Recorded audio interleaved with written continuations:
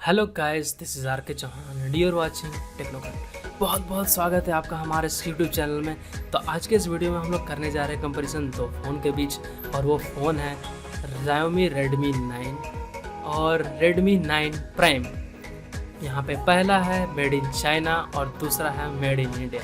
तो जो लोग इस चैनल पे नए हैं सब्सक्राइब तो करिएगा ही, साथ में बेल आइकन को भी प्रेस कर लीजिएगा ताकि आपको मिले हमारे वीडियो का नोटिफिकेशन सबसे पहले। तो चलिए जल्दी से शुरू करते हैं।